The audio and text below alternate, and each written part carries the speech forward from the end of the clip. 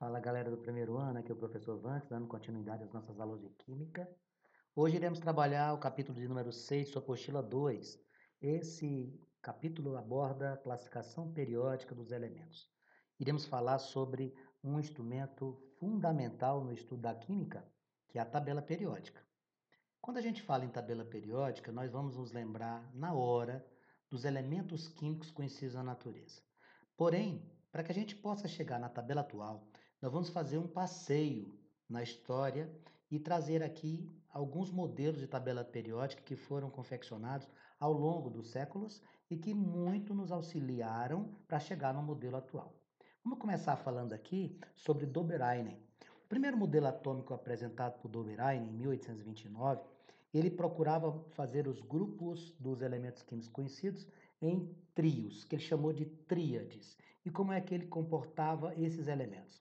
Ele pegava uma sequência com 3 elementos e colocava no centro desta tríade aquele elemento que fosse a média das massas atômicas. Então, essa era a intenção do Dobereinen. Vou dar um exemplo aqui. Ele pegou lá cloro, bromo e iodo. O bromo, que estava no centro, ele era a soma das massas do cloro e iodo dividido por 2. Obviamente, esse modelo de tabela periódica do Dobereiner não teve uma condição de explicar à época o que era necessário no tocante aos elementos químicos. Mas eu insisto, o aspecto histórico é fundamental e a participação de Dobereiner com seu primeiro modelo, sem dúvida, é um fato relevante. O segundo modelo de tabela periódica que nós temos é de German Hess. O que é que German Hess fez? German Hess fez o seguinte, ele pegou todos os elementos químicos que ele conhecia, esse sueco publicou um livro chamado Fundamentos da Química Pura e tentou agrupá-los ao invés de tríades, como faziam o nosso anterior modelo de tabela periódica, ele tentou fazer a classificação em 4 grupos de elementos que fossem não metálicos, né? E aí ele juntou, por exemplo, aqui a gente colocou ó, iodo, o telúrio, carbono e nitrogênio, e junto a eles ele colocou bromo, cloro e flúor no grupo do iodo, selênio, enxofre e oxigênio, boro e silício do carbono, fósforo e arsênio no nitrogênio.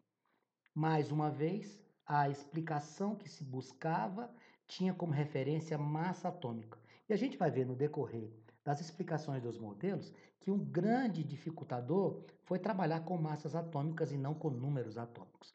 Esse modelo de Hess veio 20 anos depois e também não chegou para resolver as dúvidas que existiam no tocante ao entendimento dos elementos químicos da natureza. O terceiro modelo de tabela periódica, ele muito se assemelha com o cilindro. Champ-Courtois, em 1862, trouxe para nós o terceiro modelo de tabela periódica. Esse francês, ele pegou, fez de um cilindro e pegou as estruturas como se fosse um parafuso. Ele denominou esse modelo de parafuso telúrico. Ele colocou esses elementos de tal maneira que 16 elementos em ordem crescente de massa atômica iam se posicionar um por baixo do outro na geratriz do cilindro. Aí você pergunta para mim, isso deu certo? Não, não deu certo. Mas, insisto, pelo aspecto histórico é necessário citar também Champ-Courtois, como cita-se Hess. O quarto modelo da tabela periódica surge através de Newland, em 1864, muito próximo do Champ-Courtois, tá? Ele trouxe um modelo que era conhecido como modelo periódico de oitavas. Colocava também os elementos arranjados em ordem crescente de suas massas. Ele colocava esses elementos de tal maneira que muito se assemelhava com os 7 intervalos da escala musical. E esse modelo de Newland, ele custou uma série de constrangimentos. Muitas pessoas, ao invés de dar a ele o apoio que um cientista necessita, muitas pessoas tiraram onda com a cara do Newland porque se assemelhava com os 7 intervalos da escala musical. Na verdade, o que ele fazia era agrupar, ele chamava modelo periódico de oitavas, e ele colocava os elementos em ordem crescente de massas atômicas. Mais uma situação onde nós tivemos um modelo de tabela periódica, o quarto, que não nos trouxe as explicações necessárias. Surge em 1869 um russo que mudou, sem dúvida, o patamar de entendimento dos modelos. Dmitri Ivanovich Mendeleev.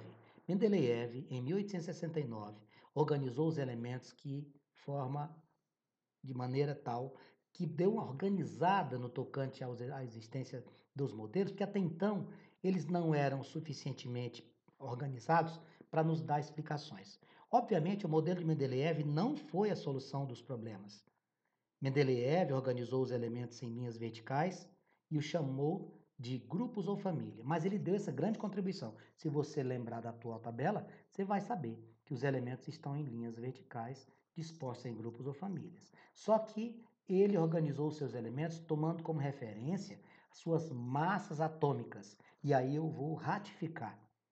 Utilizar as massas atômicas nesses 5 modelos de tabelas periódicas foi um grande problema.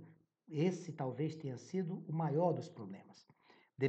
Ivanovich Mendeleev, portanto, tem uma grande contribuição. Qual? Organizar os elementos em linhas verticais e chamar essas linhas verticais de grupos ou famílias.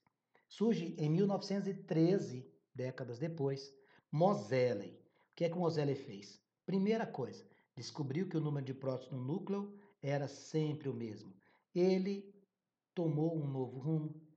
Ele deixou de lado massas atômicas e começou a usar a ideia de números atômicos. Isso mudou totalmente o patamar de entendimento de modelos de tabela periódica.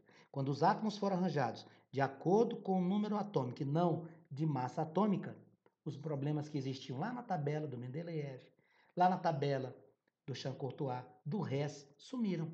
Então, Moseley é o nome mais importante nesse estágio de entendimento da tabela.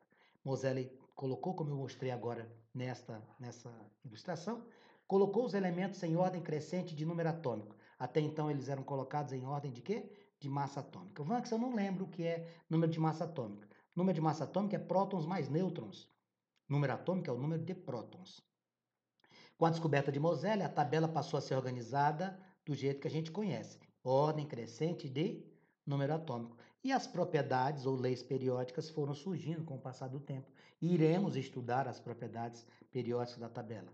Esse é o formato da tabela que a gente conhece. Aqui nós temos as colunas, um total de 18, que a gente chama de grupos ou famílias. E as linhas horizontais, que a gente chama de períodos. Vanx, uma dúvida que eu tenho. Por que é que tem 7 períodos e aqui diz que são... Aqui eu estou vendo 9. Essa série do lantanídeo, lá embaixo, veja, e dos actinídeos, elas estão no 6º e 7º período. Eles não estão aqui casualmente, era uma questão de organização. O 6º e o 7º período eram mais longos, então colocou-se esses elementos a partir do 57 no 6º período e a partir do 89 no 7º, como sendo os lantanídeos e os actinídeos. Eles fazem parte do 6º e 7º período. Temos 18 famílias e temos 7 períodos. Aqui está a explicação. Veja o desenho, muito interessante. As famílias ou grupos, as colunas, os períodos, as linhas. Aqui eu tenho do 1º até o 7º, dá uma olhadinha aí, por favor. E lá embaixo, os lantanídeos e actinídeos. Grupos ou famílias apresentam propriedades semelhantes. Os elementos que estão nas mesmas famílias possuem propriedades semelhantes. E aqui, uma informação relevante. Quando você olhar para a tabela periódica, os elementos que estão nas extremidades são elementos representativos. Elementos representativos. O centro da tabela, bem como a parte inferior, os lantanídeos e os actinídeos, são elementos de transição. Extremidades, representativos. Centro da tabela e abaixo, elementos de transição. Quando a gente faz a distribuição eletrônica, subnível S e P no final de cada distribuição indica elemento representativo. Subníveis D e F indicam elementos de transição. Aqui eu trouxe uma informação que eu acho interessante, citando aqui que dentre os elementos naturais que a gente conhece, são 25 são os essenciais para os organismos vivos. E desses 25, apenas 4 já perfazem 99,3% de todos os átomos do nosso corpo. Quem são eles? Hidrogênio, carbono, nitrogênio e oxigênio. 99,3% do nosso corpo são átomos de hidrogênio, carbono, nitrogênio e oxigênio. Aqui eu trouxe para você relembrar comigo uma representação de um elemento químico. Está vendo lá? Ó? O símbolo RH e o símbolo AU. Na parte superior e na parte inferior tem 2 números. Que números são esses? Esses números, amigos, são os números de massa e o número atômico. Número de massa, prótons mais nêutrons. Número atômico, número de prótons. O maior dos números sempre vai ser o número de massa, tá? Se você fizer o número de massa menos o número atômico, você encontra o número de nêutrons do átomo. Aqui nós temos, considera o elemento químico X, 35 de número de massa e 20 de número atômico. Vamos responder junto comigo aqui. Quem seria o número atômico? O número atômico desse elemento seria o 20. Quem seria o número de massa? Seria o 35. Quantos prótons eu tenho? Seus prótons são os números atômicos, 20. Quantos elétrons? Mesmo número de prótons, 20. E quantos nêutrons? Faria 35 menos 20, 15. Tudo bem? Vamos de novo? Número atômico, 20. Número de massa, 35. Número de prótons, 20. Número de elétrons, 20. E número de nêutrons, 15. Aqui um desenho de uma proposta de Philip Stuart, de um novo modelo de tabela periódica. Não se preocupe, aqui eu quis trazer para você só o visual, mas não se preocupe que não faz parte ainda da sua proposta pedagógica. Na próxima aula, iremos trabalhar os exercícios de tabela periódica. Insisto, estamos em quarentena, não estamos de férias. Então, nesse período, por favor, seja responsável com suas atividades como estudante. Coloque em dia tudo que você precisa. Estou morrendo de saudade. Tudo vai ficar bem.